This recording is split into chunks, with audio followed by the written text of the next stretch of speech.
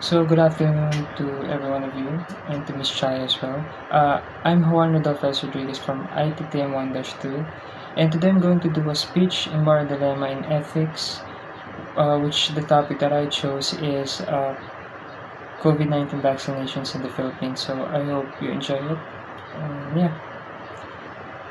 So here's an ethical quandary for you. Your GP rings to say you're following up for coronavirus immunization and as might you want to make an arrangement.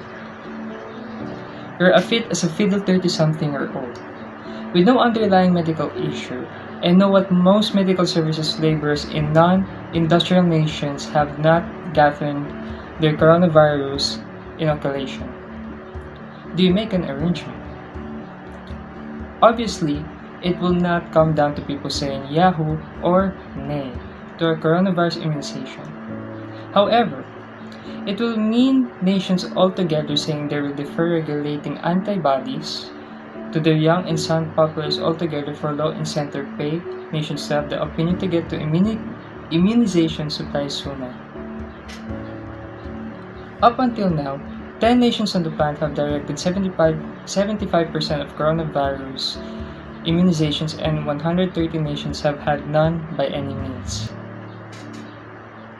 Less than 1% of antibody dosages worldwide have been managed in the 32 nations confronting serious or extremely serious compassionate emergencies, stunning however evident. The worldwide pandemic, which has exacerbated imbalances on the planet, looks set to keep augmenting the hole between the wealthy and those who are well off not. The individuals who approach a successful immunization, the individuals who have not. A week ago, Dr. Mike Ryan of the World Wellbeing Association or World Health Organization delivered a solid discourse calling nations in the worldwide north to pause and consider their out-of-line and childish hoovering up of coronavirus immunizations. While we were largely justifiable anxious to get back to ordinariness, he advises that there are medical care laborers in non-industrial nations who presently can seem to be immunized and don't have a clue when antibodies are coming. These are nations with delicate medical care foundations, where laborers as of now face troublesome conditions to convey care to their patients. They are wary of coronavirus as well.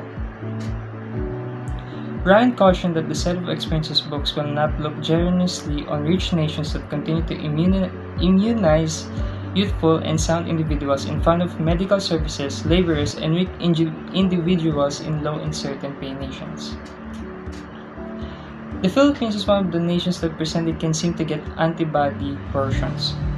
It is already supplied concurrences with 7 makers for 148 million dosages so it can vaccinate 70 million grown-ups or 60% of its populace. The Philippines has a population of 109 million individuals. It has had 557,000 coronavirus cases and 11,827 coronavirus-related passings. It has an extended medical care framework in ordinary occasions, and the previous summer medical services laborers begged the public authority for a public lockdown to stop the rush of coronavirus cases, taking steps to overpower clinics. For a rising economy like the Philippines, the continuous monetary difficulty of stretched out lockdown will prompt expanded destitution and disparity. For example, a man rides his bicycle as traffic crossed, however, at a designated spot outside Manila, Philippines, during one of the country's lockdowns to control the flood in COVID cases. There are around 60,000 Filipino living in Ireland, some for over 20 years. Going to the Philippines, I frequently meet individuals who had companions or family in Ireland.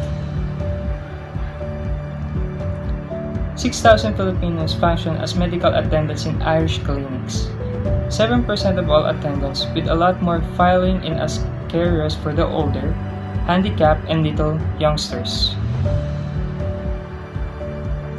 Watching the new RT Examines program coronavirus, the third wave reporting the most recent flood of coronavirus contamination slamming over the at Talat College Medical Clinic featured how much the Irish medical care framework depends on worldwide specialists.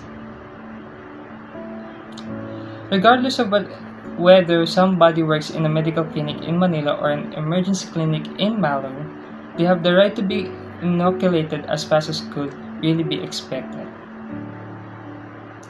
A week ago, UN Secretary General Antonio Guterres told a gathering of the UN Security Chamber they have an ethical obligation to convey a worldwide inoculation program.